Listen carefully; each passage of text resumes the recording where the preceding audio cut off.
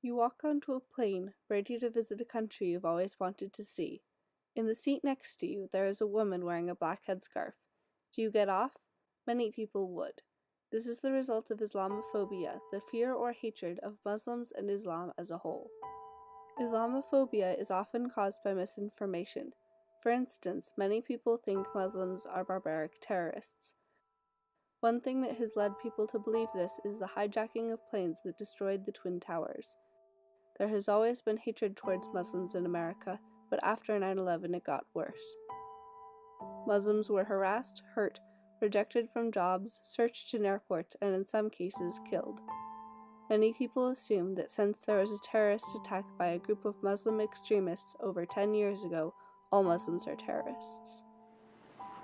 Those who flew the planes, if they were Muslims, they are not really Muslims because Islam forbids any kinds of terror, any kind of killing innocent people.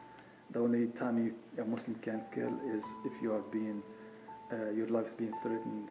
Bin Laden, nor anyone who does any killing of any innocent people is represent Islam or represent Muslims. They never represent me. They do not. They cannot. They will not. Because Islam is completely different and completely strongly against any of those acts. Since 9/11, there has been more hatred toward Muslims. Many within the United States have had their civil rights violated. Some have lost their jobs or even been killed. I believe that because of faith I was fired. Because I used to pray the morning prayer in the storage, like away from everybody, but they have cameras there. So they keep seeing me, oh, this guy is praying every day. And also one time when we were having our breakfast or our dinner, which was like at maybe 4 o'clock in the morning, something like that.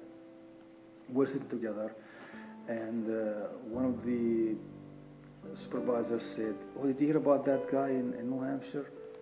He may put like maybe fireworks cracking, like scare Muslims there, like really loud, like a bomb, kind of."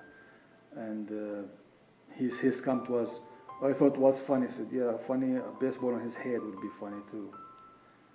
And I think these two things, they thought, "Oh, this guy, I was never arrested, never hurt any human being in my life. I'm always smiling, always talking to people nicely, but I was fired from that job." One of the reasons people discriminate against Muslims is that some people think Islam is sexist. The Islamic dress code for women to cover her body, the woman, and her hair on the face. That's mandatory on every woman in Islam. Cover your hair and your body, and you should dress with like something that doesn't show clearly your body structure. We know the fashion nowadays.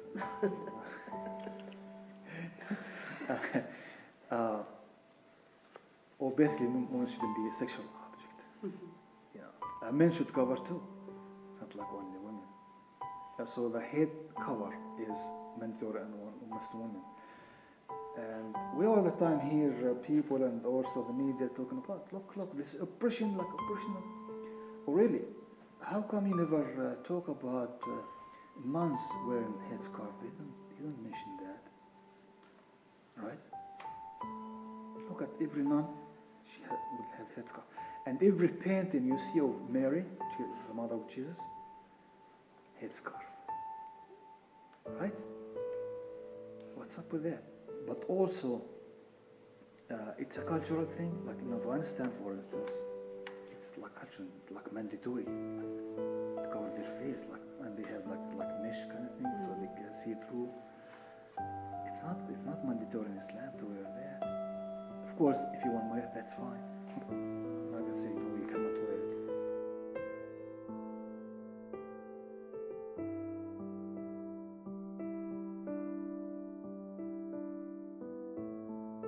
One should go to the Middle East, for instance, and see how we treat women there. Not hear what they say about us, but no, you go and see how we treat women, the respect we treat women with.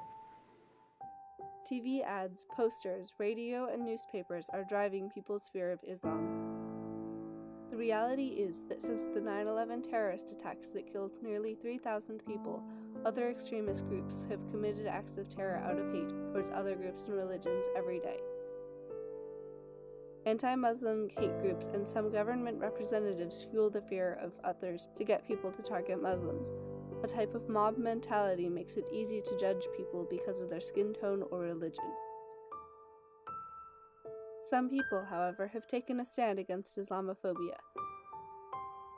The Jews Against Islamophobia Coalition is one such group. Their aim? To offer the Jewish voice in the effort to challenge Islamophobia in politics and Jewish institutions, and to end the persecution of Arabs, Muslims, and those thought to be Muslim.